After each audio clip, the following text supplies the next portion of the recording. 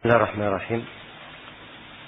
الحمد لله رب العالمين، والصلاة والسلام على المبعوث رحمة للعالمين نبينا محمد وعلى آله وصحبه ومن تبعهم بإحسان إلى يوم الدين. أما بعد.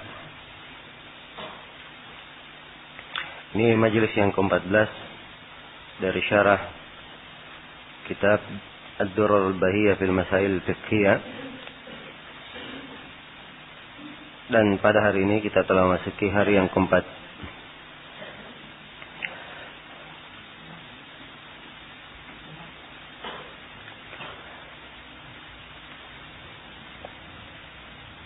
Ya, berkata Imam Asy-Syaukani rahimahullahu taala, Kitab As-Siyam.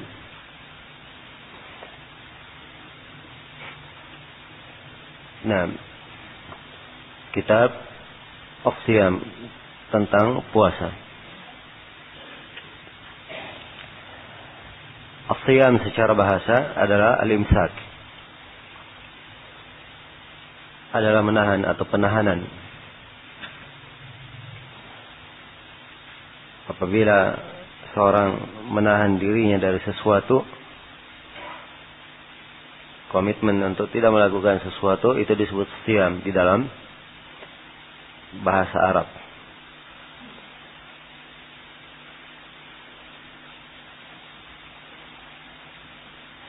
Ya. Dan secara istilah, as-siyam adalah imsakun makhsus min syakhsin makhsus an syai'in makhsus fi zamanin makhsus bi syara'ita makhsusah. Secara istilah, puasa adalah imsakun makhsus, penahanan yang khusus. Sebab bentuk menahannya bukan dari segala perkara ditahan, tapi hal-hal yang khusus ditahan. Min syakhsin makhsus, dari seorang yang khusus. Maksudnya orang yang berpuasa itu ada syarat-syaratnya, syarat-syarat kewajiban dia berpuasa, yang kita akan terangkan insyaallah. An syai'in makhsus, dia menahan dari sesuatu yang khusus, dari makan, minum, dan dari hubungan suami istri. Fi zamanin makhsus, pada waktu yang khusus. Sebab pelaksanaan puasa bukan di seluruh waktu, bukan siang dan malam semuanya, tapi dari terbitnya fajar subuh hingga terbenamnya matahari. Ya. Bisyara'ita makhsusah, dengan syarat-syarat yang khusus. Ada ketentuan-ketentuan. Ini akan kita detailkan insyaallah ta'ala di dalam pembahasan puasa ini. Jadi itu definisi puasa secara istilah. Yang kedua, syarat-syarat kewajiban puasa. Syaukani rahimahullah berkata, yajibu siyamu Ramadan. Ya, diterangkan tentang wajibnya. Dan kewajiban puasa itu terhadap seorang hamba, terhadap seorang muslim dan muslimah, melekat pada dirinya, atau puasa itu menjadi wajib apabila terpenuhi padanya 6 syarat. Syarat yang pertama adalah al-Islam, keislaman. Syarat yang kedua al-bulugh, dia adalah seorang yang baligh. Syarat yang ketiga adalah al-aql, dia seorang yang akil, waras. Syarat yang keempat adalah al-qudrah ala siyam, dia mampu untuk berpuasa. Ya. Jadi kalau dikatakan mampu berpuasa, maka keluar darinya orang yang sakit, orang yang sudah sangat tua, tidak mampu lagi berpuasa. Iya. Dan selainnya. Kemudian syarat yang kelima. Syarat yang kelima adalah al-iqamah. Dia adalah orang yang muqim, bukan musafir. Sebab seorang musafir, dia tidak wajib untuk berpuasa. Dia wajib berpuasa kalau dia mukim. Dan syarat yang keenam, tidak ada penghalang berupa haid maupun nifas. Ini bagi perempuan, kalau ada haid dan nifas, tidak boleh berpuasa. Maka itu 6 syarat kewajiban puasa. Ya, diulangi. Yang pertama, al-Islam, keislaman. Yang kedua, al-bulugh. Yang ketiga, al-aql. Yang keempat, ya, al-qudrah ala siyam, kemampuan untuk berpuasa. Yang kelima, al-iqamah, dia mukim. Yang keenam, tidak ada penghalang berupa haid maupun nifas. Kemudian Syaukani berkata rahimahullah, yajibu siyamu ramadhana li ru'yati hilalihi min adlin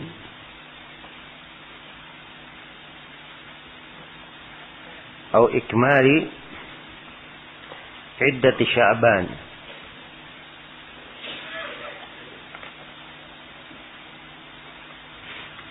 Nah,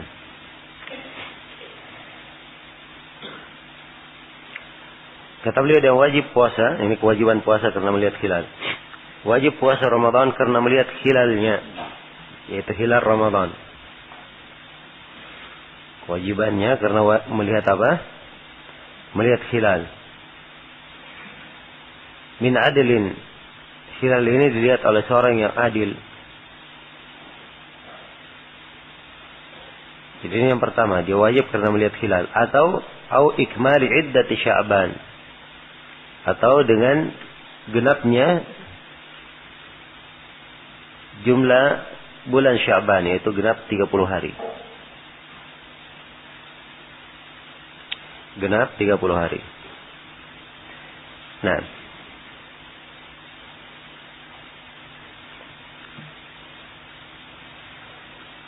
ya.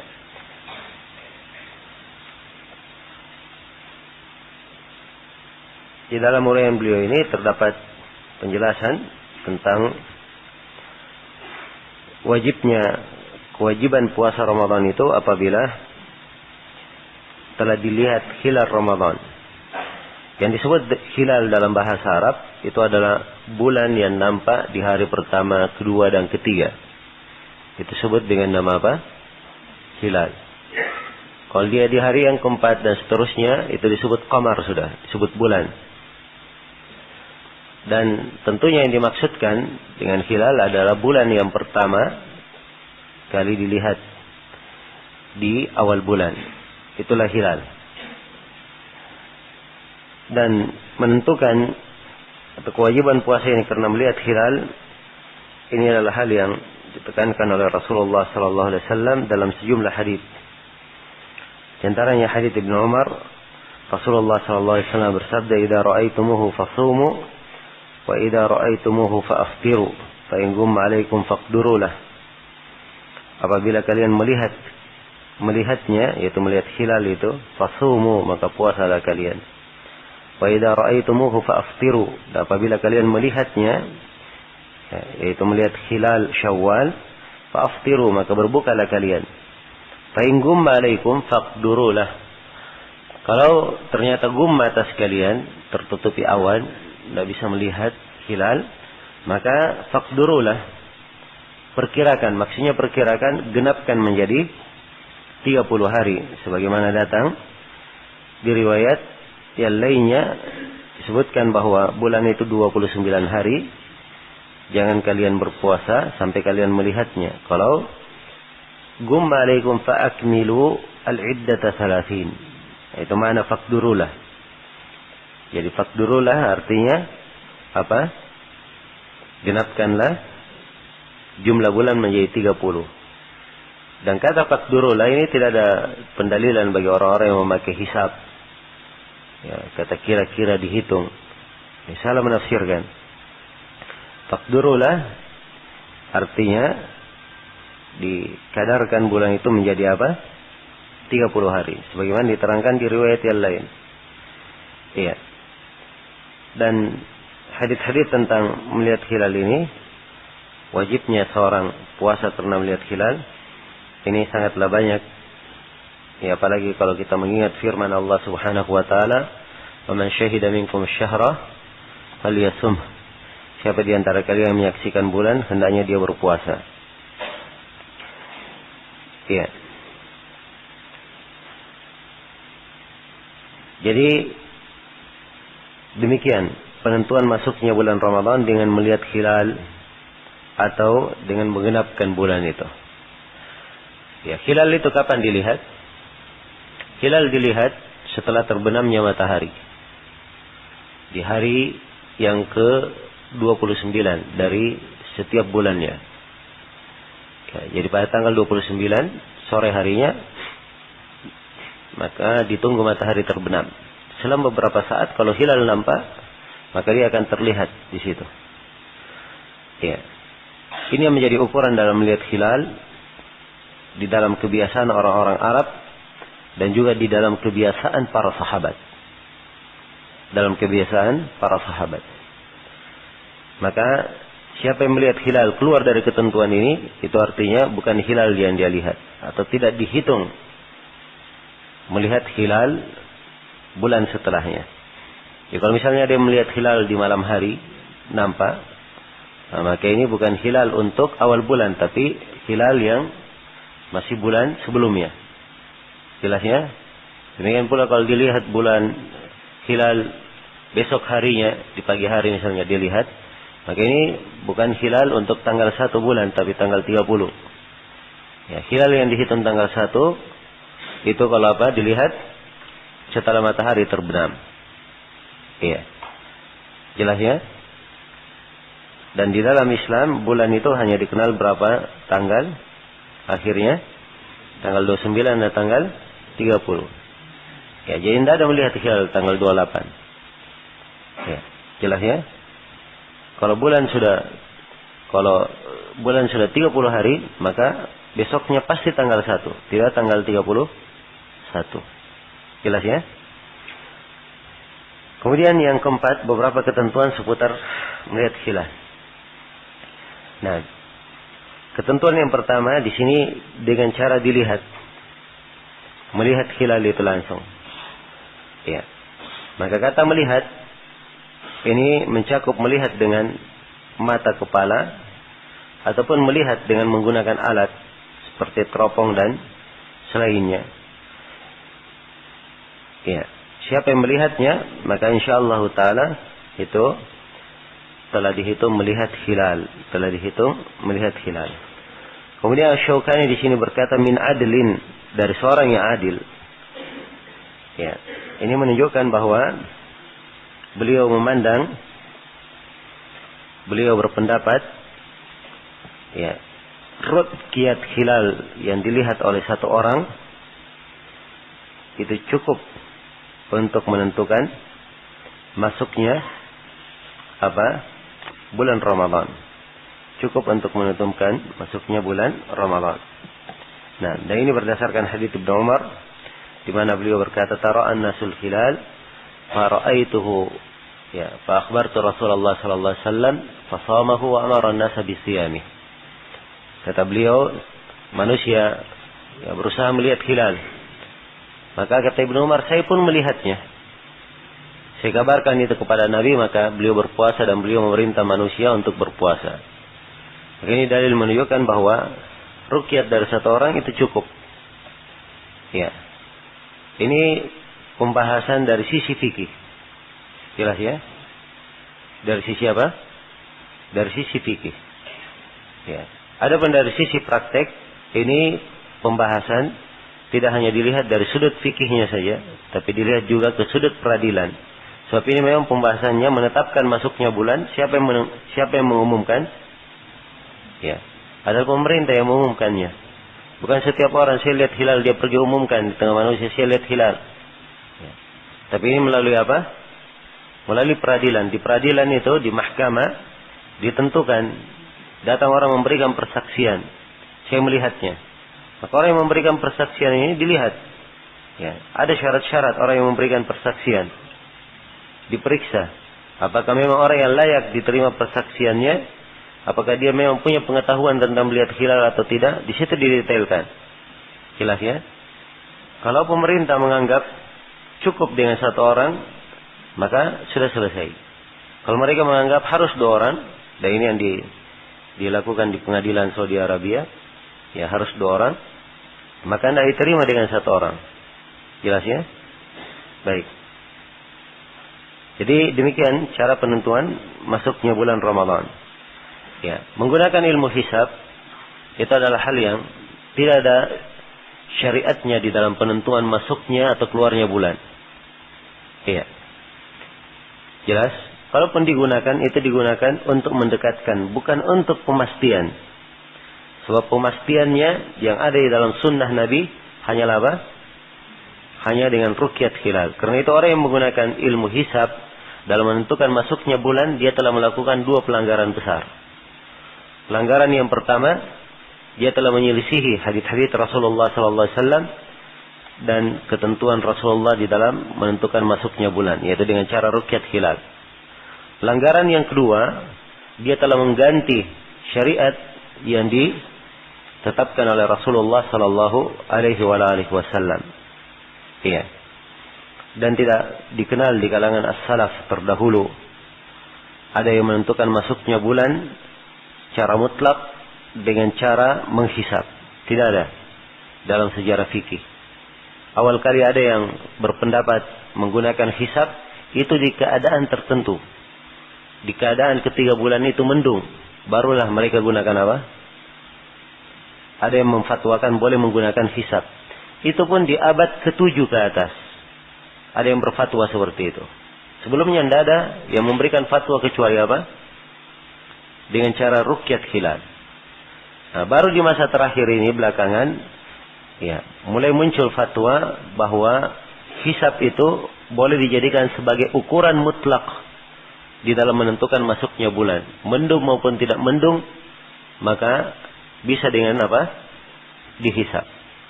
Ya.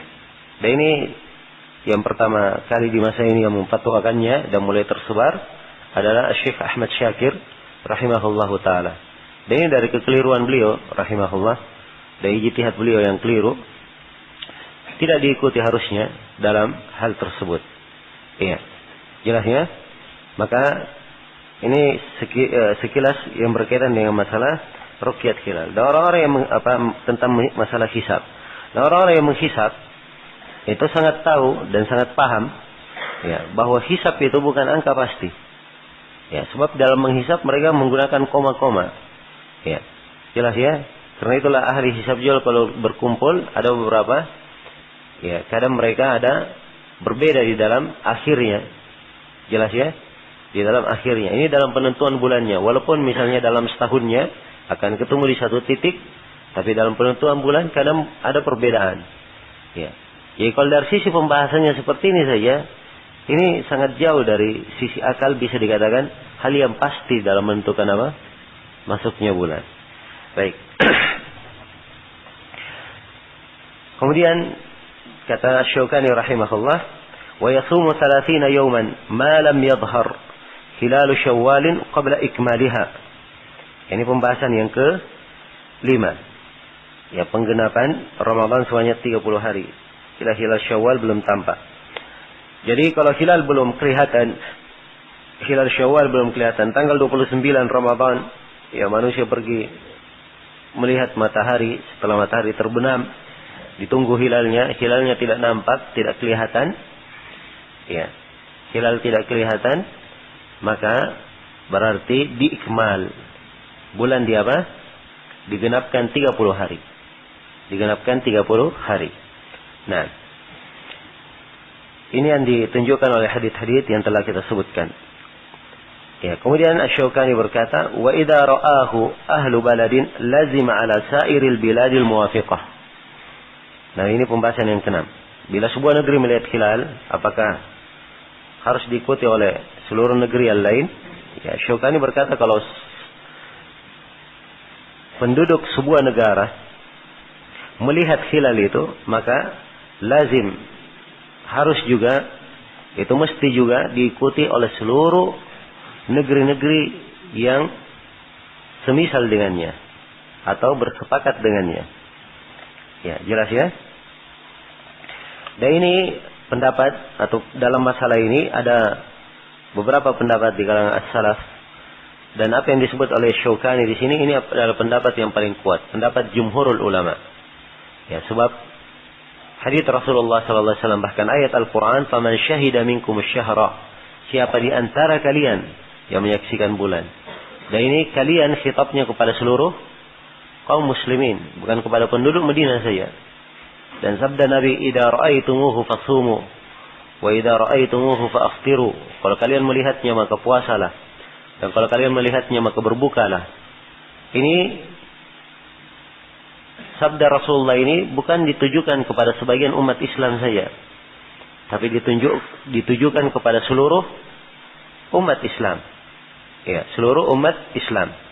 Karena itu yang benarnya di dalam masalah ini, bahwa apabila di sebuah negeri telah lihat hilal, maka di negeri yang lain juga hendaknya mengikutinya.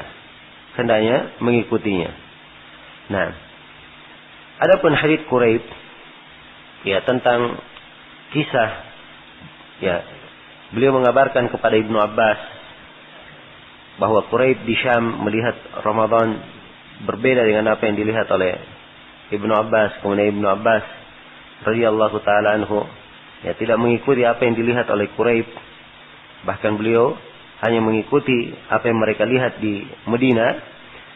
Nah, maka hadits Ibnu Abbas ini tidak ada pendalilan, ya, sebab ini hadits Ibnu Abbas di keadaan khusus. Di keadaan apa? Di keadaan khusus, yaitu berita masuknya bulan Ramadan sampai kepada mereka di akhir bulan. Ya, sampai kepada mereka di mana?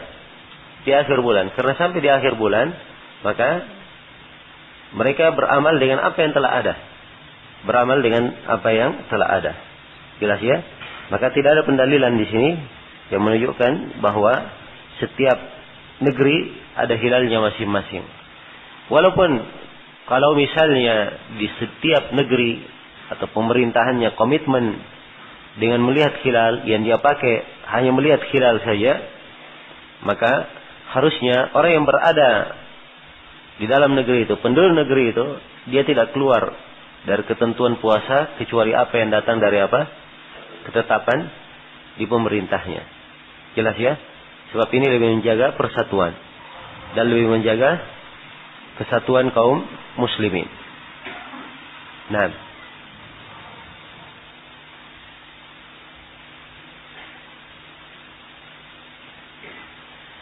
iya. Baik. Dan seperti yang saya sebutkan tadi, ini adalah pendapat kebanyakan para ulama. Sebab ini dengan dijadikannya hilal di sebuah negeri hilal bagi yang lainnya, maka ini akan menunjukkan kebersamaan kaum muslimin.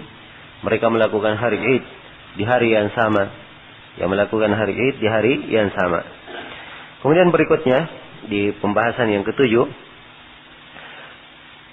hukum tentang berniat sebelum fajar. Kata Syaukani, wa ala shaim an-niyatu qabla al-fajri, dan terhadap orang yang berpuasa dia berniat sebelum apa? Sebelum subuh. Ya, dan ini berdasarkan hadits Ibnu Umar dan hadits Hafsah. Memang datang riwayat secara marfu dikeluarkan oleh Al-Khamsah. Ya, riwayat marfu'nya ada kelemahan. Dan yang sahihnya mauquf dari mereka berdua, itu yang sahih. Tapi hadits yang mauquf ini mempunyai hukum marfu, sama kalau Nabi yang mengucapkannya. Di mana disebutkan man lam yajma' as-siyam qabla al-fajri fala siyamalah. Ya. Siapa yang tidak mengumpulkan puasa, maksudnya tidak berniat puasa sebelum subuh, alhamdulillah. Siapa yang tidak mengumpulkan niat sebelum subuh, maka tidak ada puasa baginya. Di riwayat yang lain, man lam yubayyit as-siyama min al-lail fala siyamalah. Siapa yang tidak berpuasa atau tidak berniat dari malam hari, maka tidak ada puasa baginya. Maka niat adalah syarat syahnya puasa. Dan niat ini itu diniatkan di malam hari.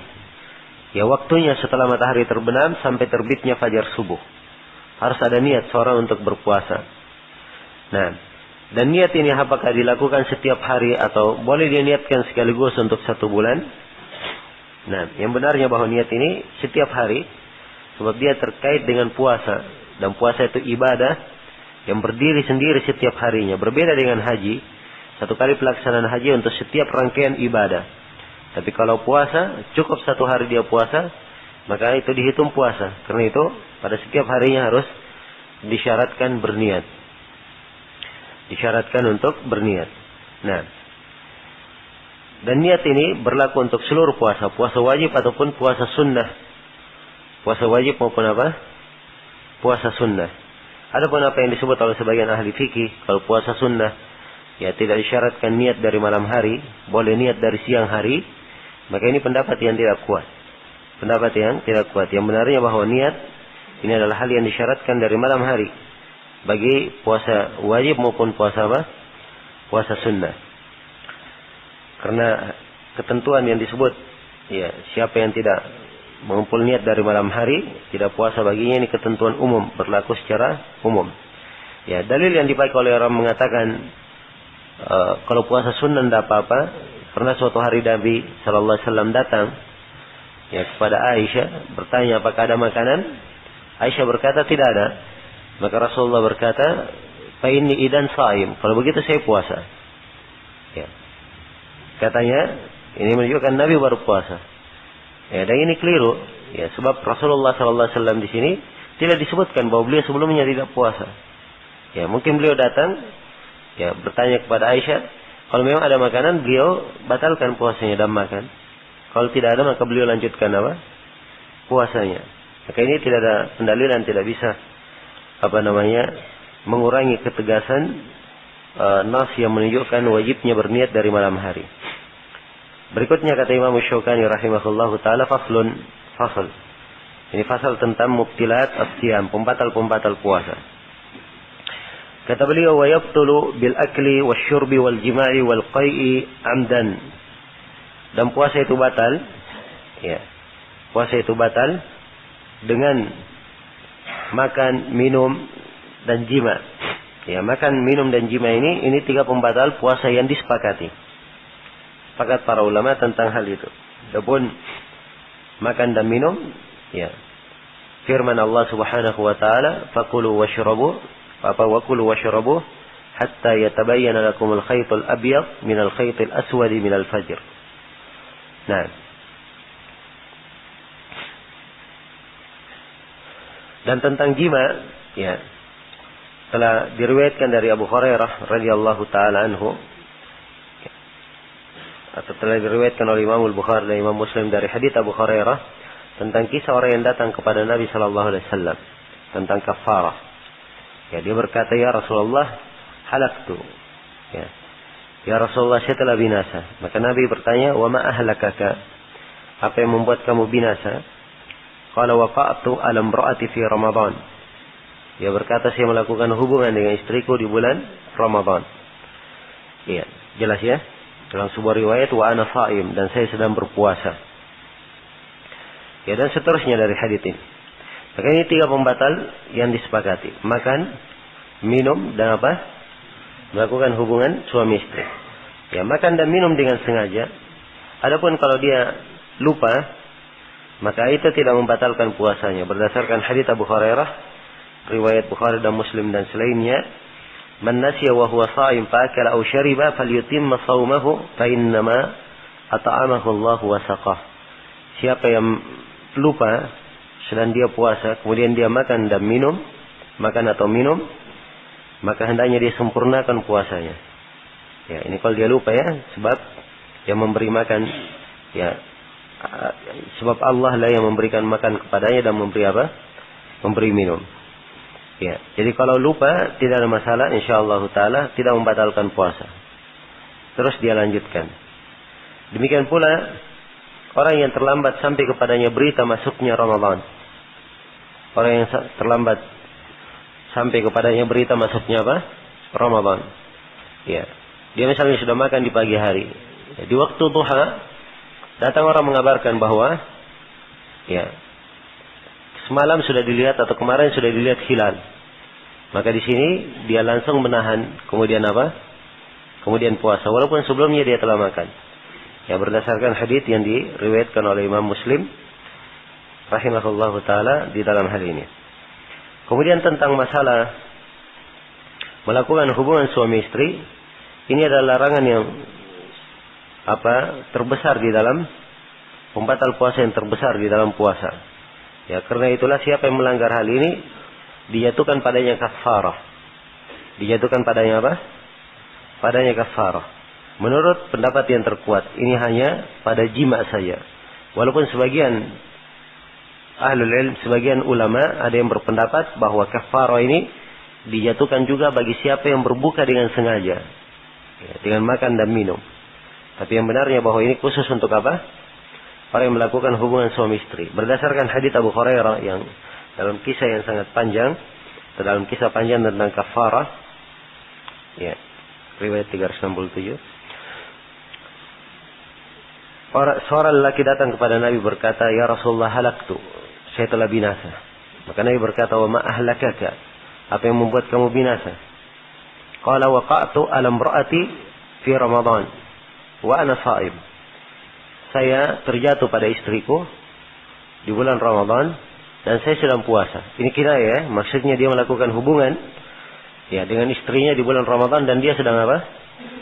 Sedang puasa. Maka di sini terlihat ketentuan. Ya, orang yang kena kafarah, pertama dia melakukan hubungan suami istri. Itu yang pertama. Yang kedua, dia melakukan hubungan suami istri ini di bulan Ramadan.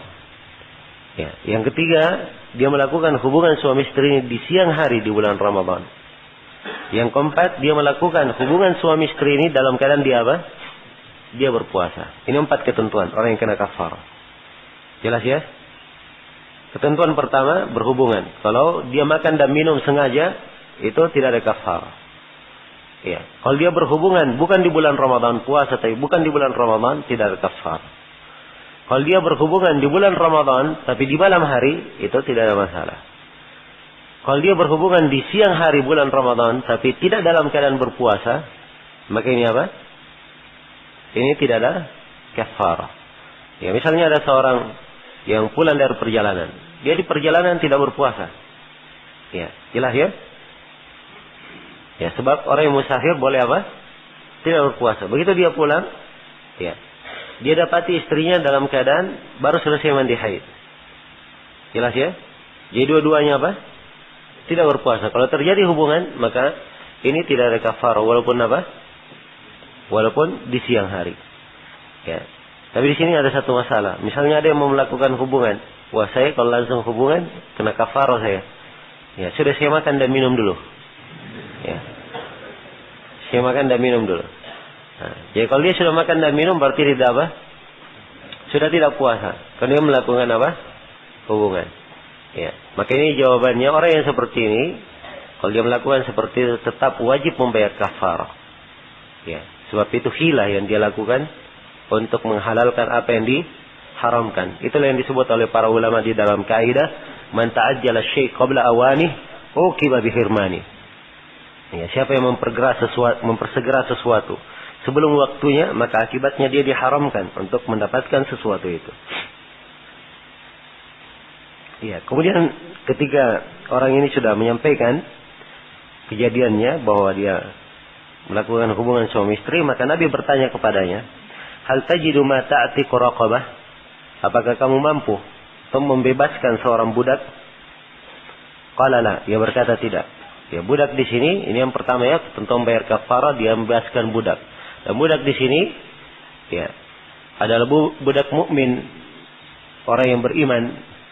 Ya, menurut pendapat jumhur, kalau Abu Hanifah bebas, boleh mukmin, boleh kafir. Kemudian orang ini berkata la, tidak. Maka Nabi berkata, fahal tastati an tasuma syahrain mutatabi'ain? Apakah kamu mampu berpuasa 2 bulan berturut-turut? Ya, ini yang kedua ya, ketentuan yang kedua, membayar kafarah. Kalau tidak mampu membebaskan budak, maka berpuasa apa? 2 bulan berturut-turut. Ingat ya, 2 bulan apa? Berturut-turut. Karena itu dia harus melihat 2 bulan. Dia bisa melakukan puasanya secara apa? Berturut-turut.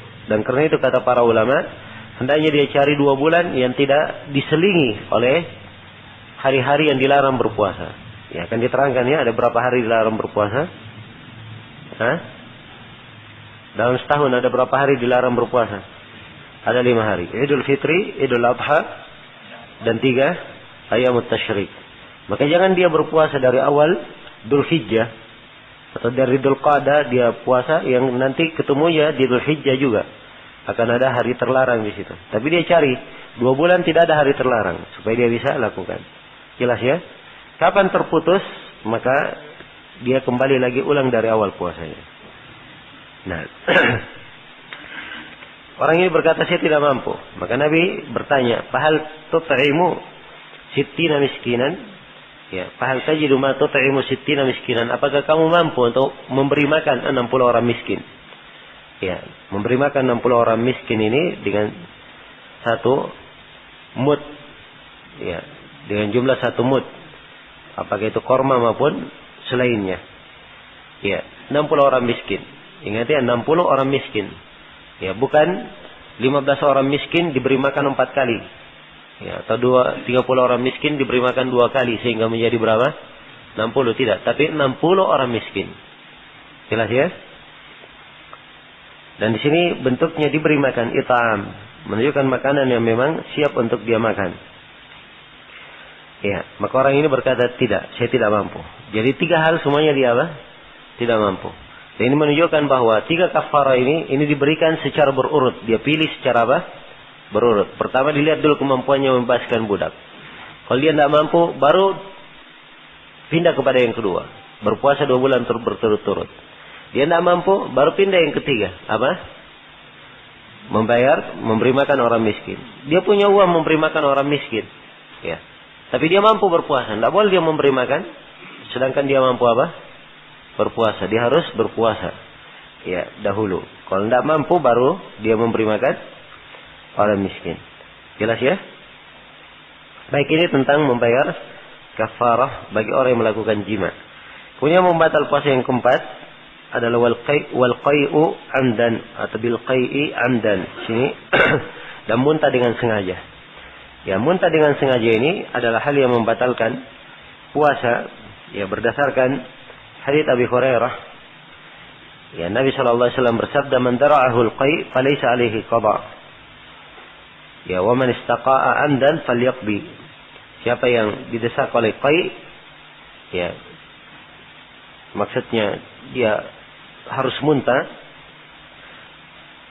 maka tidak ada qada baginya. Tapi siapa yang muntah dengan sengaja, hendaknya dia qada.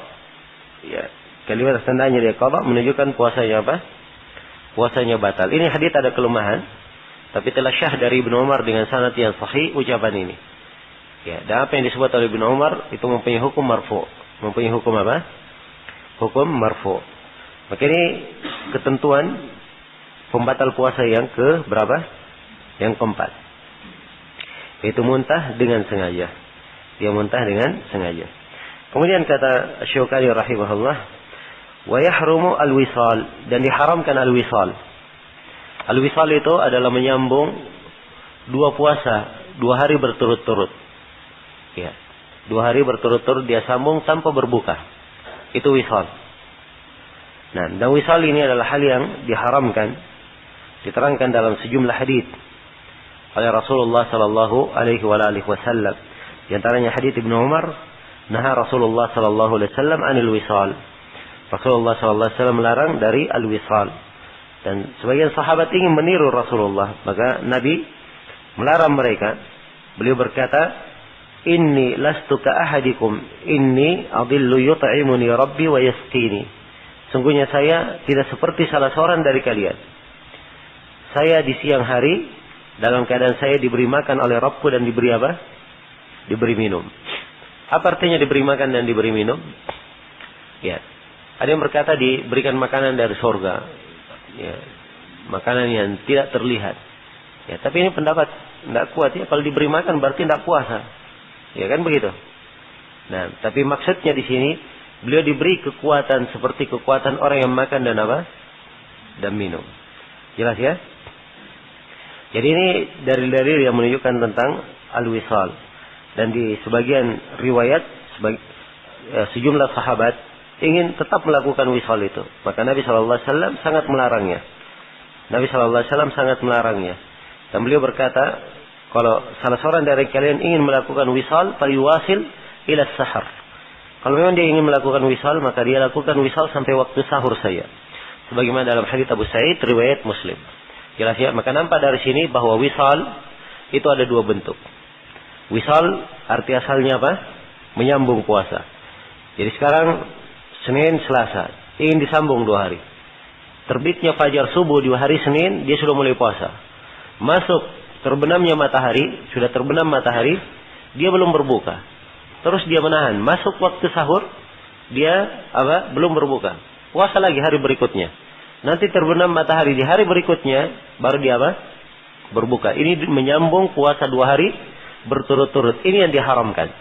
Ini diharamkan. Ya, sebab ini hanya kekhususan Nabi Sallallahu Alaihi Wasallam saja. Jelas ya? Kalaupun ada dari sebagian as-salaf yang melakukannya, itu adalah ijtihad yang keliru. Iya, baik. Kemudian yang kedua, wisal sampai waktu sahur. Jadi kalau sampai waktu sahur, setelah terbitnya fajar dia puasa. Terus begitu terbenam matahari, dia masih menahan. Ya, masih menahan.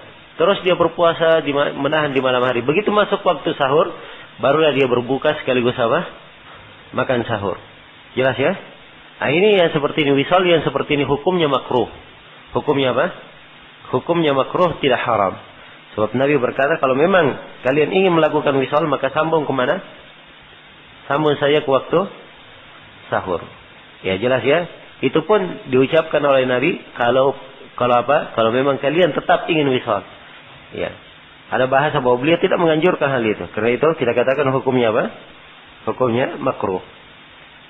Jadi rincian tentang puasa wisal. Kemudian pembahasan yang keempat, ya kata beliau,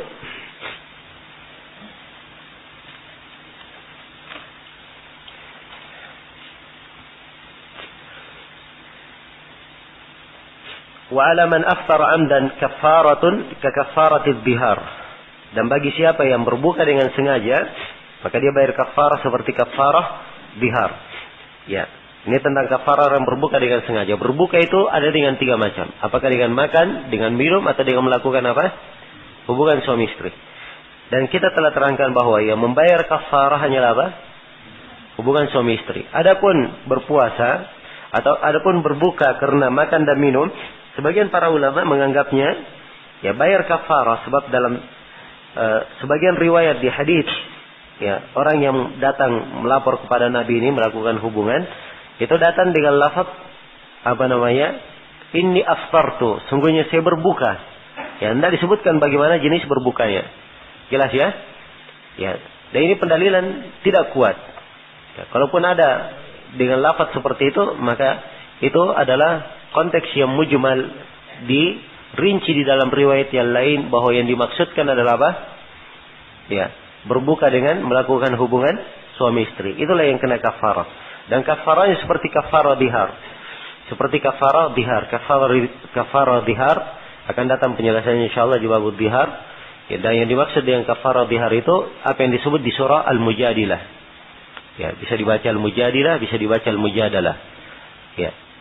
Nah, walladzina yudhahiruna min nisa'ihim thumma ya'uduna lima qalu fatahriru raqabatin min qabli ay yatamassa. Yang pertama, tahrir raqabah. Membebaskan apa? Budak. Faman lam yajid fa siyamu syahrain mutatabi'ain. Ini yang keberapa? Yang kedua. Faman lam yastati' fa yat'amu sittina miskina. Ya, ini memberi makan orang miskin. Ini yang ketiga. Jelas ya? Jadi disebut seperti kafarah dihar. Ya. Maksudnya disebut seperti kafarah dihar dari sisi apa? Dari sisi bentuk kafarahnya dan apa yang dibayar di dalam kafarah tersebut. Apa yang dibayar di dalam kafarah tersebut. Nah, kemudian kata beliau rahimahullah, dan ini pembahasan yang kelima, ya. Sunnahnya menyegerakan buka puasa dan mengakhirkan makan sahur. Kata Syaukani, wa yundabu ta'jilul fitri wa ta'khirus suhur. Ya. Dan disunnahkan mempersegera buka puasa dan mengakhirkan makan sahur. As-suhur ya, kita baca as-suhur. Di dhamma sinnya. Sebab kalau di dhamma itu artinya perbuatan makan sahur. Jadi perbuatan makan sahurnya diakhirkan. Kalau as-sahur makanan yang dimakan. Kalau di fathah sinnya makanan yang apa? Yang dimakan. Itu namanya sahur. Ya, jelas ya? Baik. Ini hal yang disunnahkan di sini dua, menyegerakan puasa, menyegerakan berbuka dan mengakhirkan apa? Mengakhirkan sahur. Ya. Menyegerakan berbuka dan mengakhirkan sahur. Semuanya diterangkan dalam hadits Rasulullah. Adapun menyegerakan puasa, ya, menyegerakan puasa ini diterangkan di dalam hadits Sahal bin Sa'ad As-Sa'idi. Nabi sallallahu alaihi wasallam bersabda, "La yazalun nasu bi khair ma'ajjalul fitr." Terus menerus manusia itu dalam keadaan baik sepanjang mereka mempersegera buka puasa.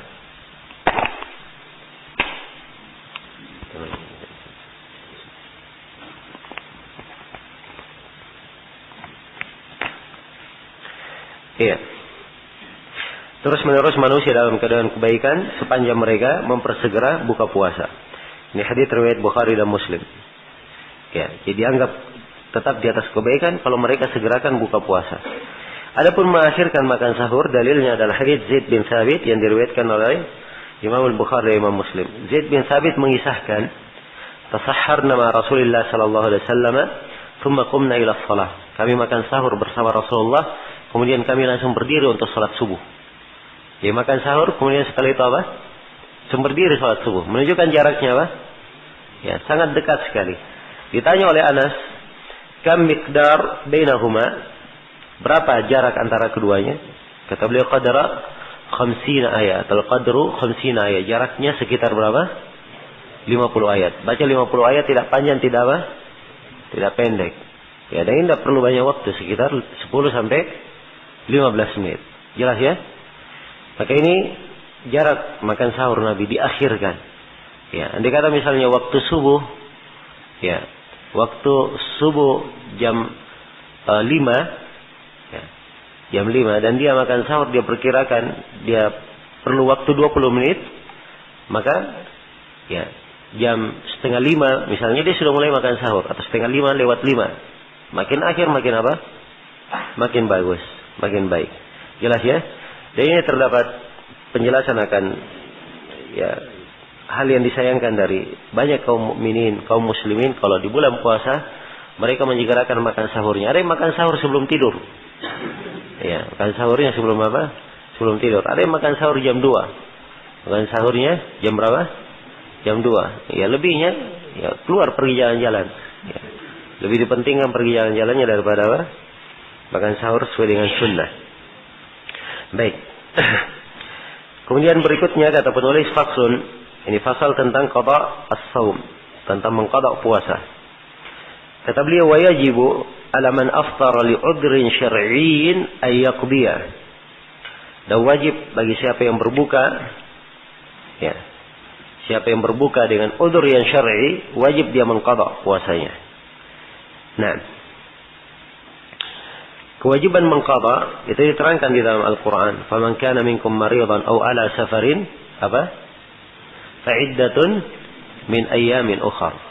Siapa di antara kalian yang sakit atau dia melakukan perjalanan, kemudian dia berbuka, maka jumlah hari yang dia berbuka itu dia ganti di hari-hari lainnya. Dia ganti di hari-hari lainnya. Ya, jadi ini dalil tentang apa? Syariat mengqada, dan sekaligus menunjukkan ada orang-orang yang mendapat udzur, boleh tidak berpuasa, tapi dia ganti. Nah, jelas ya? Maka beliau katakan yajibu ala man aftar. Wajib bagi orang yang berbuka. Berbuka apa? Li udhrin syar'iyyin, karena udzur yang syar'i.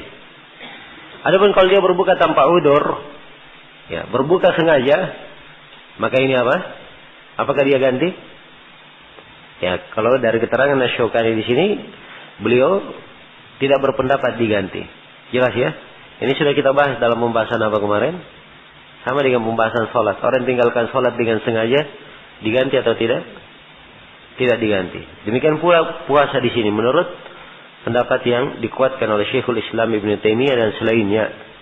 bahwa siapa yang meninggalkan puasa dengan sengaja, dia tidak bisa menggantinya. Jelas ya? Tidak bisa menggantinya. Cara menutupinya adalah memperbanyak puasa sunnah. Dengan memperbanyak puasa sunnah agar supaya menutupi kewajibannya. Menutupi kewajibannya. Karena itu Asy-Syaukani tekankan di sini li'udrin syar'iyyin. Karena udzur yang syar'i. Ya, karena udzur yang syar'i. Ya, siapa yang berbuka karena udzur yang syar'i, maka hendaknya dia mengqadanya, menggantinya. Ya. Siapakah orang yang mendapat udzur ini? Nah, di sini beliau terangkan. Ya, musafir, beliau akan terangkannya. Nah, tapi yang mendapat udzur secara global, dapat udzur syar'i adalah orang yang apa? Orang yang sakit. Itu yang pertama. Orang yang sakit. Kemudian yang kedua adalah orang yang apa? Orang yang melakukan perjalanan. Orang yang melakukan perjalanan. Kemudian yang ketiga adalah apa? Perempuan yang haid dan nifas. Ya, perempuan yang haid dan nifas. Maka ini orang-orang yang mendapatkan udzur syar'i. Ya, saya detailkan tadi orang sakit ya. Orang sakit itu ada dua macam. Ada yang sakitnya bisa diharapkan sembuh. Ada kemungkinan sembuh. Ada sakitnya yang tidak ada kemungkinan apa? Sembuh. Dan sakit ini menghalangi dia untuk berpuasa. Jadi kalau sakitnya mungkin sembuh, ini yang diqadha. Ya, tapi kalau sakitnya ya tidak diharapkan lagi sembuhnya, sulit, mungkin sudah dipastikan oleh dokter tidak sembuh, yaitu menghalangi dia untuk puasa, maka dia memberi membayar apa? Membayar fidyah. Dan ini akan kita terangkan di penjelasan fidyah. Jelas ya? Baik, ini orang-orang yang mengqadha. Kata beliau, wal fitru lil musafiri wa nahwihi rukhsah. Berbuka bagi musafir dan semisal dengannya adalah rukhsah. Sebab dalam Al-Quran diberikan rukhsah, keringanan. Ya, fa'iddatun min ayyamin ukhar. Dia berbuka tapi dia bayar dengan puasa di hari-hari lain. Jelas ya? Di hari-hari lain. Illa ayyakhsha talaf aw yadha'fa 'anil qital fa'azimah. Kecuali kalau dia khawatir ada kerugian, ada talaf, atau khawatir ada kelemahan ya fil qital, di dalam peperangan, maka fa'azimah, maka berbuka ini bukan lagi rukhsah, keringanan, tapi keharusan berbuka. Jelas ya? Nanti kata misalnya kaum muslimin ikut berperang, ya, dan mereka kalau tidak berbuka, ini akan merugikan kaum muslimin karena pasukannya agak lemah dan membuat mereka lemas. Maka di sini berbuka bukan lagi apa? Bukan lagi keringanan, bukan lagi rukhsah, tapi berbuka menjadi apa? Kewajiban. Nah, itulah ucapan Nabi sallallahu alaihi wasallam, "Laisa minal bir as-siyamu fi safar." Bukan dari kebaikan berpuasa di apa? Di perjalanan. Dan ketika beliau melihat sejumlah sahabat masih berpuasa, beliau berkata, "Ulaikal usah." Mereka itulah orang-orang yang bermaksiat. Mereka itu orang-orang yang apa? Bermaksiat. Ini di kondisi apa? Di kondisi yang memang harus berbuka di situ. Ya, karena ada maslahat yang lebih penting untuk kekuatan pasukan dan menghadapi musuh. Jelas ya? Tapi selainnya, asalnya musafir itu asalnya adalah rukhsah untuk berpuasa, rukhsah untuk tidak berpuasa. Sisa yang perlu kita bahas di sini, yang mana lebih afdal bagi musafir yang tidak azimah itu tadi, yang mana lebih afdal baginya? Dia berpuasa atau berbuka bagi seorang musafir? Nah, jelas ya? Sini telah kita tekankan bahwa kalau dia safar apapun, berat maupun ringan, asalnya dia boleh apa? Boleh berbuka. Ini musafir. Ya, sisa dilihat safar yang dia lakukan safar apa. Kalau safarnya berat, maka di sini afdalnya dia apa? Afdalnya dia berbuka kalau safarnya berat. Ya. Tapi bagi siapa yang punya kemampuan, tidak boleh dilarang untuk apa? Berpuasa. Sebab di terik panas yang sangat panas itu, seluruh para sahabat berbuka, dan sedangkan Rasulullah dan Abdullah bin Rawaha tetap berpuasa. Jelas ya? Dikisahkan oleh sebagian sahabat, Nabi di sebagian perjalanan perangnya beliau menuangkan air di atas kepalanya saking panasnya, dan beliau dalam keadaan berpuasa. Ini berat atau tidak? Ya berat, tapi beliau tetap berpuasa. Ya, karena itu kita katakan bahwa di perjalanan safar yang berat, afdalnya dia berbuka. Tapi bagi siapa yang mampu, tidak dilarang. Untuk apa? Dia berpuasa. Baik, kalau perjalanannya ringan, ya, kalau perjalanannya ringan, apakah boleh dia berbuka? Ini juga sama dengan sebelumnya. Berbeda pendapat para ulama. Jelas ya? Dan di sini banyak ada beberapa pendapat. Yang benarnya bahwa bagi siapa yang safar dan perjalanannya ringan, afdalnya dia berpuasa. Kalau dia mampu apa? Berpuasa. Sebab itu lebih menunaikan apa? Kewajibannya dan menghilangkan beban di atas pundaknya. Ya, sebab seorang kalau dia punya tunggakan, ya kadang mengulur, ya. Ya nanti, ya. Dan akhirnya apa? Itu akan memberatkannya. Nah, ini kesimpulan di dalam pembahasan berkaitan dengan masalah puasa seorang musafir ini. Kalau orang sakit tadi, maka dia boleh berbuka kalau dia sakit. Nah, kalau perempuan haid dan nifas, memang tidak boleh berpuasa. Tidak boleh apa? Berpuasa. Dan kalau boleh berpuasa, tidak syah puasanya. Tapi mereka mengqadha puasa. Karena Aisyah berkata, ya, wa amarana an naqdiya siyam. Dan Nabi memerintah kami, kaum perempuan, untuk mengqadha puasa. Baik.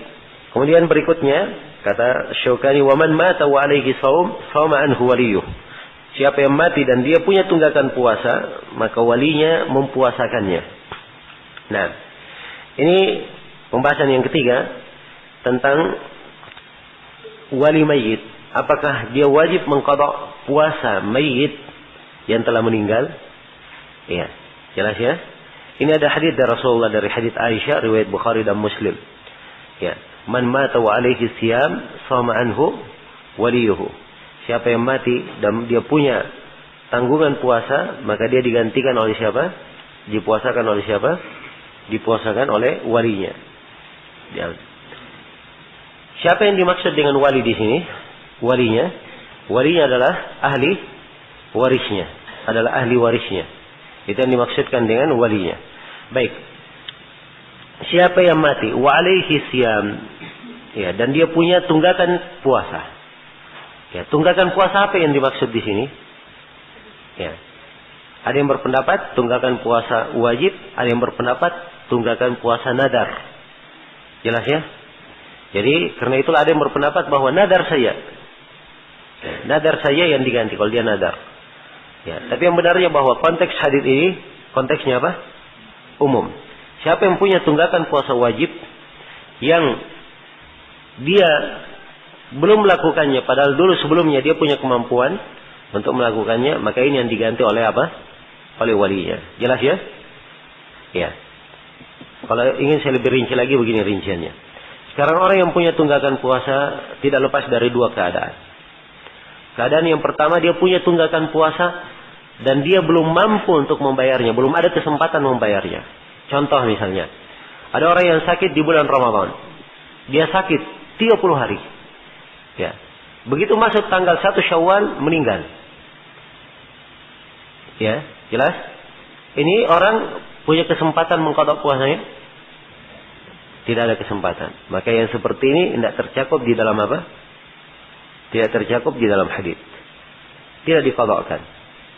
Ya, yang dibahas kalau dia punya tunggakan puasa, dia selama Ramadan 30 hari tidak berpuasa. Ya. Begitu masuk Syawal, Masya Allah, dia sembuh. Terus berjalan bulan Syawal, ya, bulan Dzulqa'dah, Dzulhijjah, berjalan 6 bulan, setelah itu sakit lagi, kemudian meninggal. Ya, jadi sudah ada kesempatan 6 bulan, dia tidak apa? Tidak mengqadhanya. Nah, inilah yang digantikan puasanya. Ini yang dibahas di dalam hadis ini. Jelas ya? Dan yang benarnya bahwa puasa wajib yang diganti itu mencakup puasa tunggakan Ramadan dan puasa nadar. Dan puasa nadarnya. Nah, kemudian pembahasan yang keempat, puasa orang tua renta dan cara mengqadhanya.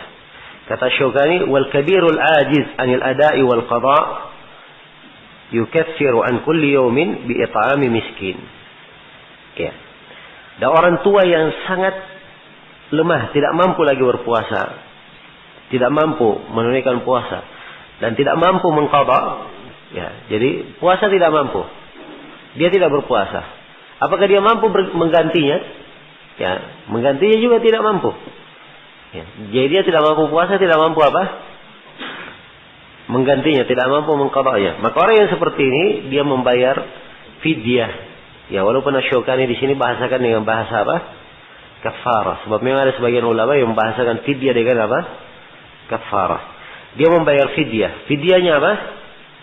Memberi makan, ya, apa? Untuk setiap hari yang dia tinggalkan, dia beri makan satu orang miskin. Ya. Dan ini berdasarkan ayat Al-Quran. Apa ayatnya? Fafidyatun. Apa?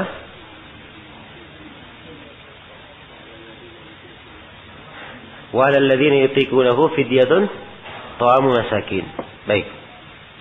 Dan terhadap orang yang mampu melakukannya. Perhatikan ayatnya, mampu melakukannya. Kemudian dia tidak lakukan. Maka dia membayar fidyah. Ini kita bahas ayat ya, bahas kandungan ayat dulu. Ayat ini dulunya orang tua, laki-laki dan perempuan, ya, perempuan yang menyusui, perempuan yang hamil, ya, diberi pilihan. Silakan puasa, silakan berbuka. Ya, siapa yang ingin berpuasa berat, dia berpuasa, tapi dia bayar fidyah. Jelas ya? Kemudian ini ayat terhapus hukumnya, kata Ibnu Abbas. Hukumnya akhirnya tetap hanya untuk beberapa orang. Yang pertama laki-laki tua, yang kedua perempuan tua yang tidak mampu berpuasa, kemudian yang ketiga perempuan yang menyusui, yang keempat adalah perempuan yang hamil. Dari sebagian riwayat disebutkan, dan orang yang sakit tidak bisa sembuh lagi. Tidak bisa apa? Sembuh lagi. Ini semuanya membayar apa? Membayar fidyah. Ya, semuanya membayar fidyah. Jelas ya? Jadi itu orang-orang yang membayar fidyah. Semuanya ada 5 orang. Ya, laki-laki tua yang sudah bisa ini. Kemudian demikian pula perempuan itu yang kedua. Kemudian yang ketiga perempuan yang menyusui. Perempuan yang menyusui yang kalau dia menyusui, apa dia berbuka itu akan khawatir membahayakan apa? Membahayakan anaknya. Ya. Jelas ya? Demikian pula yang keempat perempuan hamil. Kalau dia puasa khawatir akan membahayakan apa? Janinnya. Ya. Nah, mungkin ada yang bertanya, ini kan dia belum coba, dari mana dia bisa tahu bahwa dia mampu tidak mampu? Ya. Maka di sini jawabannya, tidak harus dia mencoba. Cukup ada kekhawatiran, dugaan besarnya dia bisa membahayakannya, maka itu sudah udzur bagi dia untuk tidak berpuasa dan boleh membayar apa? Fidyah. Nah, jadi membayar fidyah ini dengan memberi makan. Ya, kemudian terakhir orang yang sakit, dia nggak bisa sembuh. Orang yang sakit tidak ada kemungkinan sembuhnya. Ya, tapi ini harus dengan pernyataan dari orang-orang yang ahli. Ya, sebab ada penyakit, dengan penyakit itu orang nggak bisa puasa. Kalau ada yang tertimpa dengan penyakit seperti ini, kemudian ternyata penyakit itu tidak bisa sembuh lagi darinya, maka ini tentunya dia tidak baru bisa berpuasa. Ya, solusinya adalah dia memberi makan setiap orang miskin. Memberi makan, membayar fidyah. Baik, fidyahnya memberi makan untuk setiap hari yang ditinggalkan. Jadi kalau dia meninggalkan puasa 30 hari, maka dia membayar fidyah berapa? 30 hari. Dengan memberi makan orang miskin. Ya, satu orang miskin. Ingat ya, satu orang miskin. Jangan satu orang miskin dia kasih makanan 30. Ya. Tiap hari dia kasih makan sampai 30 hari. Nah, ini tidak syah. Tapi dia memberi makan apa? 30 orang miskin. Jelas ya? Kemudian membayar fidyah ini membayar fidyah setelah meninggalkan puasa. Setelah apa? Meninggalkan puasa. Dan ini termasuk kesalahan yang kadang kita lihat. Ada perempuan dia menyusui. Dia tahu bahwa 1 bulan ini dia tidak akan apa? Tidak akan puasa. Dia bayar fidyahnya dari awal bulan. Dia sudah bayar fidyahnya. Ini keliru. Sebab dia belum apa? Belum meninggalkan puasa. Ya, nanti harusnya dia bayar di mana? Di akhir bulan. Atau kalau dia bayar di pertengahan bulan, dia bayar apa yang dia sudah tinggalkan saja. Misalnya dia sudah di hari ke-11. Dia bayar 10 hari yang dia sudah tinggalkan. Tidak ada masalah. Jelas ya? Tapi kalau dia bayar sesuatu yang belum dia tinggalkan, ini keluar dari pensyariatan. Ya. Kemudian di sini memberi makan Ingat ya, tidak boleh diuangkan. Memberi apa? Memberi makan. Ya. Nah, selesai sudah ya berkaitan dengan masalah qada dan masalah membayar fidyah. Kemudian kata penulis rahimahullahu taala babu shaumi tatawwu. Bab tentang puasa sunnah. Ya, di sini ada 14 pembahasan yang kita garis bawahi dari ucapan penulis. Yang pertama seputar puasa 6 hari Syawal. Kata penulis, yustahabbu siyamu sittin min Syawal. Disunnahkan puasa 6 hari di bulan Syawal. Ini berdasarkan hadits Abu Ayyub Al-Ansari, riwayat Imam Muslim dan selainnya. Ya, riwayat Al-Jamaah kecuali Al-Bukhari dan Nasa'i. Rasulullah bersabda, "Man shama Ramadhana thumma atba'ahu sittan min Syawal, kana ka siyamid dahr." Siapa yang berpuasa Ramadan, kemudian dia ikutkan setelahnya 6 hari di bulan Syawal, maka seakan-akan dia berpuasa apa? Berpuasa 1 tahun. Ya. Ini hadis sahih ya. Dan hadis ini hujjah terhadap Imam Malik. Sebab Imam Malik mengatakan tidak disyariatkan puasa apa? 6 hari Syawal. Ini mungkin karena hadis ini belum sampai kepada Imam Malik rahimahullah. Jelas ya? Maka siapa yang berpuasa Ramadan, kemudian dia ikuti 6 hari di bulan Syawal. Ini menunjukkan bahwa berpuasa 6 hari di bulan Syawal adalah apa? Ibadah yang disyariatkan. Ibadah yang disyariatkan. Sisa di sini, ya perhatikan. Ya, man shama Ramadan, siapa yang puasa Ramadan. Ini masuk dalam syiat asy-syart. Pensyaratan ya. Siapa yang puasa Ramadan. Ya kata Ramadan. Ya orang dikatakan puasa Ramadan kalau dia telah berpuasa seluruh apa? Seluruh Ramadan. Ya kalau dia sudah puasa seluruh Ramadan, kemudian dia ikuti dengan 6 hari Syawal, ya inilah baru mendapatkan keutamaan seperti puasa apa? Puasa ad-dahr. Jelas sampai sini? Ya. Karena itu dibahas di sini oleh para ulama, orang yang punya tunggakan. Dia punya tunggakan di bulan Ramadan, dia belum bayar. Apakah dia boleh puasa 6 hari Syawal? Hah? Apakah dia dapat keutamaan ini? Ya, kalau dilihat konteks hadis, man shama Ramadan, siapa yang puasa Ramadan, dia puasa lengkap dulu. Ya. Jadi harusnya dia bayar dulu apa? Tunggakannya. Kalau lengkap tunggakannya dia bayar, barulah dia puasa apa? Puasa Syawal. Jelas ya?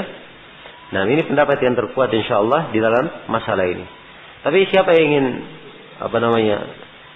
khawatir ada udzur dan seterusnya baginya, kemudian dia khawatir kalau dia bayar tunggakannya, ya dia tidak akan mendapatkan puasa Syawal. Ya kalau dia puasa 6 hari dia niatkan Syawal dulu, nanti yang lainnya dia bayar ya di luar Syawal. Maka yang seperti ini kalau dia memang ada udzur, ya diharapkan hal itu syah baginya. Ya karena memang jumhur ulama berpendapat boleh. Walaupun kita sendiri mengatakan bahwa yang kuatnya adalah apa? Adalah dia harus menyempurnakan seluruhnya dahulu. Kemudian 6 hari di bulan Syawal. 6 hari di sini tidak ditentukan di mana tempatnya. Ya.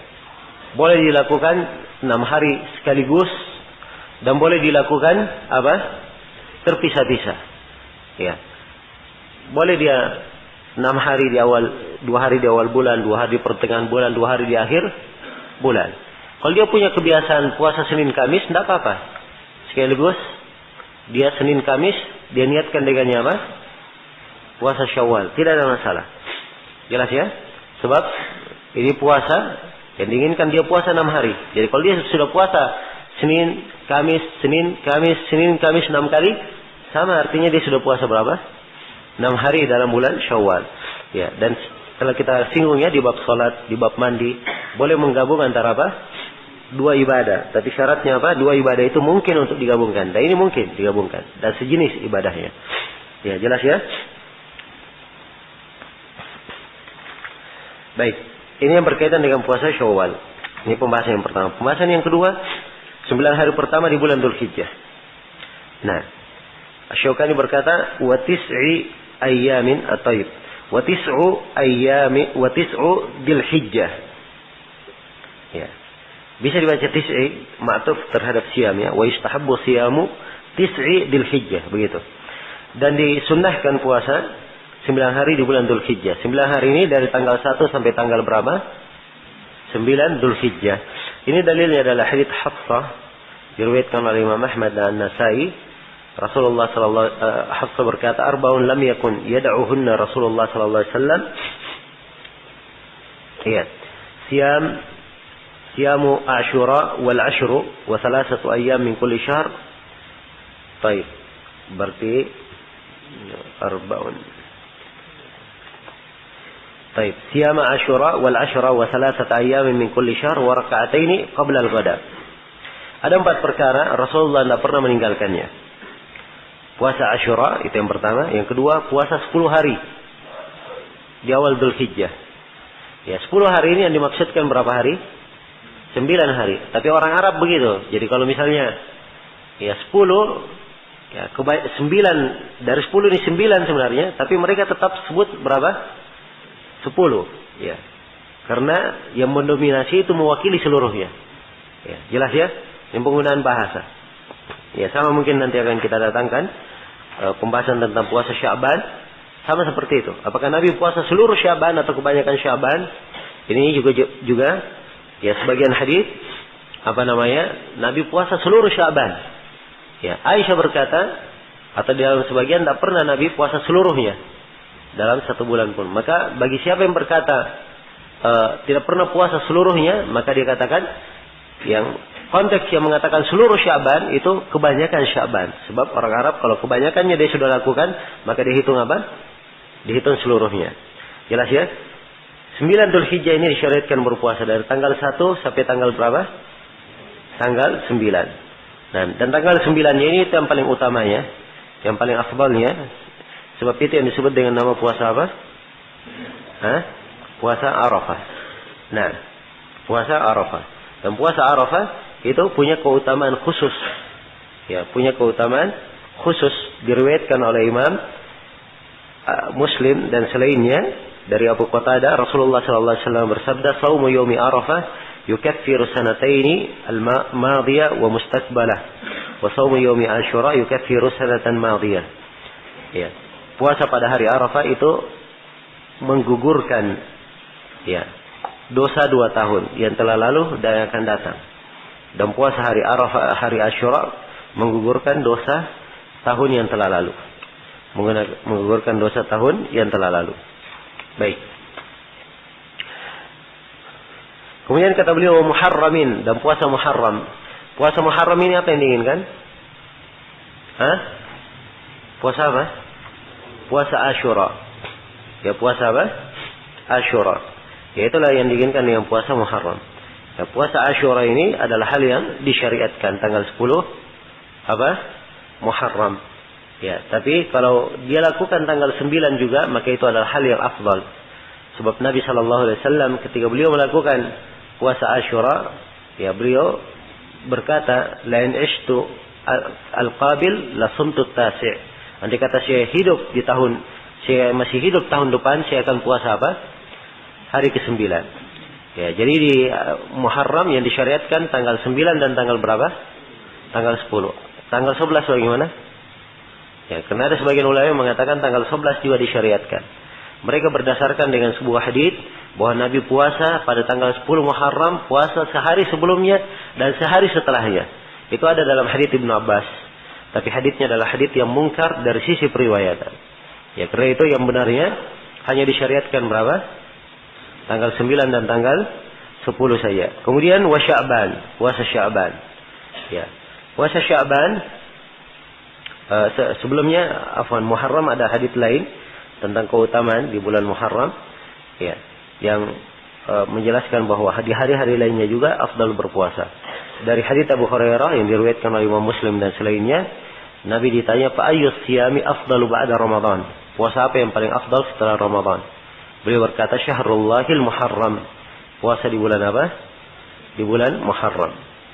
Nah, dan hari Asyura ini banyak keutamaannya ya. Dia adalah puasa wajibnya kaum muslimin dahulu.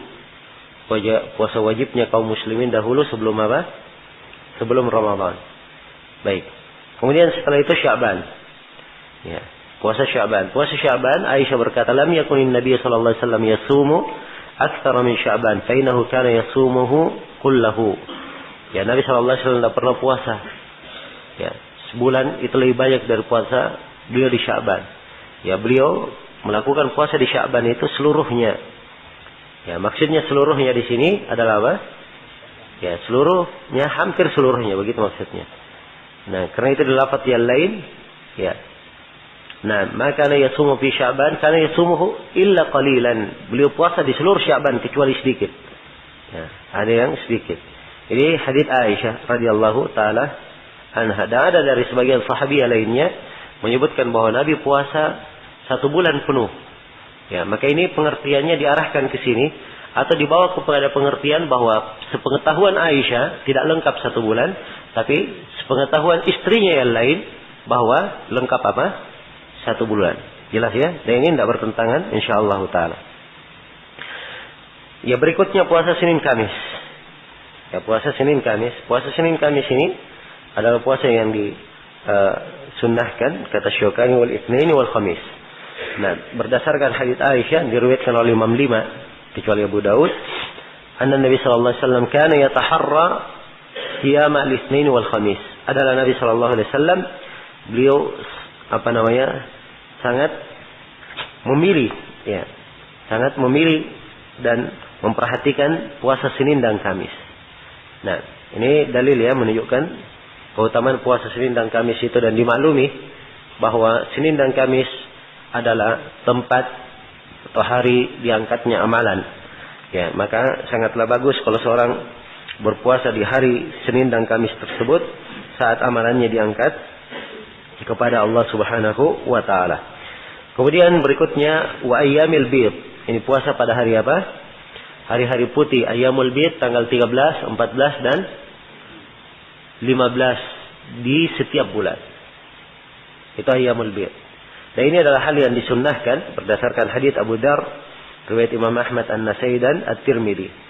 Ya, Rasulullah sallallahu alaihi wa ala alihi wasallam ya bersabda, ya Abu Dar, idza sumta min asy-syahri 3 fasum 13 wa 14 wa 14 13 wa 14 wa 15. Wahai Abu Dar, kalau kamu puasa dari setiap bulan 3 hari, maka puasalah pada apa? Hari ke-13, 14 dan 15. Ya. Baik, itu hadisnya ya, tentang ayyamul bid.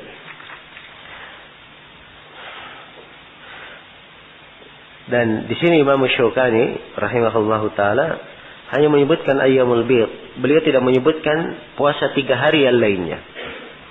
Ya, puasa 3 hari yang lainnya. Sebab dalam hadis Abu Hurairah sudah berlalu bersama kita, beliau diwasiatkan oleh Nabi sallallahu alaihi wasallam 3 wasiat. Salah satunya apa? Ya. Adalah beliau diwasiatkan an asuma min kulli syahrin 3 ayyam. Saya berpuasa dari setiap bulan 3 hari. Ya. Seakan-akan Imam Syukani menguatkan pendapat bahwa puasa 3 hari yang dimaksud adalah apa? Ayyamul bid. Dan ini 2 pendapat di kalangan para ulama. Ada yang berpendapat seperti itu, dan ada yang berpendapat itu 2 puasa berbeda. Ayyamul bid puasa sendiri, dan 3 hari dari setiap bulan adalah apa? Puasa sendiri. Tapi siapa yang melakukan ayyamul bid, dia niatkan juga puasa 3 hari dalam sebulan, maka itu sudah cukup. Sudah apa? Sudah cukup. Jelas ya? Kemudian berikutnya kata beliau, ya, ini puasa Daud sekarang. Wa afdalut tatawwu shaumu yaumin wa iftar yaum. Dan seafdal puasa sunnah adalah puasa sehari, berbuka sehari. Ini puasanya siapa? Puasanya Nabi Daud alaihi salam. Tidak lagi puasa yang lebih afdal daripada ini. Nah, tidak lagi puasa yang lebih afdal daripada ini. Nah, sebelumnya puasa 3 hari dari setiap bulan itu ada hadits yang lainnya yang menunjukkan salasun min kulli syahr, 3 hari dari setiap bulan, wa Ramadan ila Ramadan, dan Ramadan kepada Ramadan, fa hadza siyamud dahri kullihi. Ini semuanya adalah puasa 1 tahun. Ya, dihitung puasa 1 tahun. Adapun puasa Daud itu ada di dalam hadits Abdullah bin Amr bin As, riwayat Bukhari dan Muslim. Dimaklumi ya, Abdullah bin Amr bin As datang kepada Nabi, minta diberi petunjuk tentang puasa. Pertama Nabi berikan berpuasa 3 hari dalam sebulan. Abdullah bin Amr berkata, saya mampu lebih daripada itu ya Rasulullah. Maka kata Nabi, kalau begitu kamu puasa Senin dan Kamis. Katanya saya mampu lebih daripada itu. Maka Nabi berkata, kamu puasa sehari, berbuka sehari, dan tidak ada lebih afdal daripada itu. Ya, jelas ya. Nah, dan kelanjutannya tentang masalah puasa ad-dahr di situ. Ya, dan akan kita bahas tentang masalah puasa ad-dahr ini. Kata beliau, wa yukrahu shaumud dahr. Nah, karena itu setelah menguraikan puasa Daud, beliau masuk di sini. Jelaskan tentang makruhnya puasa ad-dahr. Puasa ad-dahr itu adalah puasa setiap hari. Ini adalah puasa yang makruh, ya.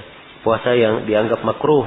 Ya, sebab Rasulullah sallallahu alaihi wasallam bersabda, la shama man shama al-abad.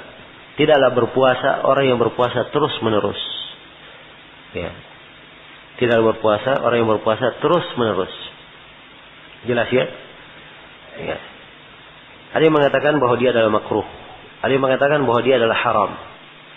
Dia adalah haram. Ya, dan ini perbedaan pendapat dalam hari ini punya pengaruh. Khususnya di bab nadar. Akan datang nanti di pembahasan nadar. Andai kata misalnya ada yang bernadar, saya akan puasa terus-menerus. Ya. Kalau dikatakan bahwa puasa dahar adalah haram, maka nadarnya tidak boleh dia laksanakan. Sebab itu nadar maksiat. Tapi kalau dia katakan hukumnya makruh, maka dia jalankan nadarnya, tapi afdalnya dia gugurkan nadar itu. Dia datangkan yang lebih baik, dia bayar kafarah dan dia gugurkan Dia gugurkan nadarnya. Jelas ya? Yang jelas dalam masalah ayyamul bid ini, kalau dikatakan haramnya, ini agak rumit sedikit, karena Abdullah bin Amr bin As tetap melaksanakannya, sedangkan Nabi sudah memberikan peringatan tentang hal tersebut. Jelas ya? Kalau dikatakan makruhnya, ada nas-nas yang cenderung menunjukkan haramnya. Ya, maka ini di sini di dalam masalah puasa dahar ini harus ditekankan makna makruhnya puasa ini. Baik. Berikutnya wa ifradu yaumil jum'ah. Dari puasa yang makruh adalah puasa hari Jumat. Dia puasa hari Jumat secara khusus. Ya. Puasa hari Jumat secara khusus ini makruh. Ya. Bahkan makruhnya bermakna haram, sebab Rasulullah sallallahu alaihi wasallam bersabda, "La tasumu yaumal jum'ah illa an tasuma yawman qablahu aw yawman ba'dahu." Jangan kalian puasa pada hari Jumat kecuali kalian puasa sehari sebelumnya dan sehari setelahnya. Ini larangan berpuasa. Dan asalnya larangan menunjukkan mana haramnya. Ya, jadi mengkhususkan hari Jumat puasa ini yang dilarang. Itu yang dilarang. Kecuali kalau dia baringkan, dia puasa sehari sebelumnya dan sehari setelahnya, itu tidak ada masalah. Tidak ada masalah. Jelas ya? Nah, dan dari sini juga muncul pertanyaan. Kalau misalnya hari Arafah bertepatan dengan hari Jumat, apa yang dia lakukan? Apakah dia puasa atau makruh? Dilarang? Ya, jawabannya tidak. Sebab dia puasa karena Jumat atau karena Arafah? Ya, karena Arafah dia berpuasa. Jelas ya? Karena Arafah dia berpuasa. Demikian pula, ya, puasa-puasa yang lainnya, Asyura dan seterusnya, kalau bertepatan dengan Jumat, maka ya tidak ada masalah dia lakukan. Dan di sini tidak boleh dipakai kaidah, ya, bahwa al-mahdur itu lebih didahulukan, atau al-hadir lebih didahulukan terhadap al-mubih. Ya, sebab di sini asalnya tidak ada tidak ada pertentangan. Sebab dia melakukan puasa itu bukan karena hari itu, tapi karena hal yang lainnya. Karena hal yang lainnya. Jelas ya? Ya, demikian yang difatwakan oleh sejumlah ulama kita tentang bolehnya puasa walaupun hari Jumat dengan niat Arafah, ya, seperti Syekh Mukbil dan selainnya. Baik. Kemudian di sini dikatakan oleh penulis rahimahullah,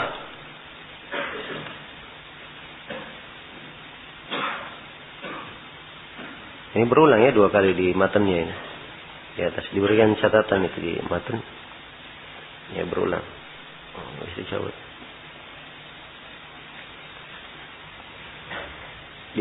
Nanti dihapus itu matan yang bawah. Baik. Kemudian kata beliau, wa yaumu as-sabt. Ya, di antara puasa yang makruh adalah puasa pada hari apa? Hari Sabtu. Ya. Ini kalau hadits yang menjelaskan tentang puasa hari Sabtu adalah hadits yang apa? Hadits yang kuat. Ya. Haditsnya ada diterangkan dalam riwayat Al-Khamsah. Nah, dikatakan la tasumu yawmas sabt illa fi maftarida alaikum. Jangan kalian berpuasa pada hari Sabtu kecuali pada puasa yang diwajibkan atas kalian. Ini hadis ya, letak silam pendapat di kalangan ulama belakangan. Ya, kalau di ulama terdahulu, yang kebanyakan ulama para imam terdahulu ini melemahkan. Mereka melemahkan hadis ini. Seperti Imam Ahmad, Abu Daud, ya, Imam Malik, Az-Zuhri, ya, Ibnu Muflih di dalam di dalam kitab beliau Al-Furu' itu menyebutkan banyak sekali dari para a'immah yang melemahkannya. Dan di masa ini yang mengatakan hadis ini lemah banyak dari para ulama ahli hadis. Seperti Syekh Al-Albani, seperti Syekh Muqbil rahimahullah. Demikian pula Syekh bin Baz. Ya, Syekh bin Baz mengikuti ucapan Ibnu Hajar dalam hal ini. Sebab Ibnu Hajar mengatakan hadits ini muttarib. Ya. Jelas ya? Hadits ini goncang. Nah, yang jelas saya sendiri baca semua buku-buku yang menulis tentang riwayat puasa hari Sabtu ini. Ya. Orang-orang yang menguatkan haditsnya. Orang-orang yang menguatkan haditsnya dan saya tidak bisa memberikan kesimpulan dari apa yang saya baca kecuali satu saja. Seperti apa yang disebutkan oleh para ulama terdahulu bahwa haditsnya lemah, tidak bisa dikuatkan. Nah, asalnya di dalam bagaimana cara menentukan illah. Ya, seperti misalnya di sebagian ada yang menulis buku. Ya, Syekh Al-Albani menguatkan ya. Setelah itu ada beberapa muridnya menulis buku. Kelihatannya ada 3 orang yang menulis. Atau saya, Syekh Ali Hasan menulis, Masyhur Hasan juga menulis. Ya, kayaknya Salim Al-Hilali juga ada menulis. Tentang apa? Tentang puasa hari Sabtu ini. Di risalah yang saya baca, di risalahnya Ali Hasan, dia sangat membanggakan sebuah jalan. Diriwayatkan oleh Ar-Ruyani di dalam musnadnya. Ya. Dan jalan tersebut, ya, terdapat cacat yang tersembunyi. Inilah yang menyebabkan tidak nampak baginya di mana sisi kelemahan sanad tersebut. Ya, sebab datang dengan sanadnya bersih, tapi ternyata dikumpulkan jalannya. Harusnya hadits ini adalah hadits yang goncang atau hadits yang mursal. Jelas ya? Karena itu di sini saja dari Abdullah bin Busur, dari saudaranya, dari saudara perempuannya, namanya As-Samma. Kadang dari As-Samma periwayatannya, kadang dari Abdullah bin Busur, kadang dari fulan. Ini tidak tentu siapa yang meriwayatkannya. Maka ucapan para imam yang terdahulu, para ulama terdahulu yang melemahkan hadits ini lebih lebih didahulukan. Baik. Maka asalnya puasa pada hari Sabtu ini haditsnya haditsnya lemah. Ya, jelas sampai sini? Baik, sekarang saya tidak mau panjang lebar kita ribut dalam masalah lemah atau tidaknya. Ya, anggaplah aja haditsnya sahih. Anggap haditsnya haditsnya sahih. Kalaupun dianggap haditsnya sahih, maka di sini maknanya harus diarahkan kepada makna tertentu. Ya, makruhnya kalau itu dia puasa khusus untuk hari Sabtu. Tapi kalau dia puasa tidak khusus hari Sabtu, ada puasa sebelumnya, maka kalau berlalu puasa hari Jumat ya. Dalam masalah puasa hari Jumat, yang penting dia puasa Puasa sehari setelahnya. Sehari sebelumnya dan sehari setelahnya. Sehari setelah Jumat Ya, Sabtu, tidak mungkin lompat ke Ahad kan? Ya, adalah hari Sabtu. Nah, baik. Kemudian berikutnya kata beliau, wa yahrumu shaumul idain. Ini berikutnya dari puasa yang dianggap makruh. Dan bahkan di sini diharamkan puasa dua hari Id. Ya. Pengharaman puasa 2 hari Id itu adalah hal yang disepakati oleh para ulama. Berdasarkan hadits Abu Sa'id riwayat Bukhari dan Muslim, Nabi sallallahu alaihi wasallam naha an shaumi yaumaini. Ya, yaumil fitri wa yaumin nahar. Beliau melarang dari puasa 2 hari, yaumil fitri dan yaumin nahar. Berikutnya puasa hari-hari tasyrik. Kata beliau, wa ayyamit tasyrik, juga diharamkan puasa hari-hari tasyrik. Ini berdasarkan hadits Nubaisyah Al-Hudali radhiyallahu anhu, beliau berkata Rasulullah sallallahu alaihi wasallam bersabda, ayyamut tasyrik ayyamu aklin wa syurbin wa dzikrin lillahi azza wa jal. Ya, hari-hari tasyrik adalah hari-hari makan dan minum. Hari-hari makan dan minum. Jadi dia hari makan dan minum, bukan hari berpuasa. Dan hari berzikir kepada Allah. Ya, kemudian yang terakhir Wastiqbalu Ramadan biyaumin aw yaumain. Demikian pula menghadap menyambut Ramadan dengan berpuasa sehari atau 2 hari. Ya, menyambut Ramadan dengan berpuasa sehari atau 2 hari sebelumnya. Ini berdasarkan hadits Abu Hurairah riwayat Al-Jamaah. Rasulullah sallallahu alaihi wasallam bersabda, "La yataqaddamanna ahadukum Ramadana bi shaumi yawmin aw yawmaini illa yakuna rajulun kana yasumu shauman falyasumhu." Kata beliau, jangan sekali-sekali salah seorang dari kalian berpuasa mendahului Ramadan sehari atau 2 hari. Ya. Jadi ini larangan ya. Nah, kecuali orang yang punya kebiasaan berpuasa, tidak apa-apa dia melakukan puasa itu. Ya. Jelas? Nah, sekarang masuk bulan Syawal, Sya'ban, tanggal 28 Sya'ban. Berarti paling lama 2 hari lagi Ramadan. Ya, dan mungkin 1 hari lagi, kan begitu? Ya. Maka jangan ada orang yang berpuasa sehari 2 hari ini. Ya. Karena apa? Karena khawatir hilal dia apa?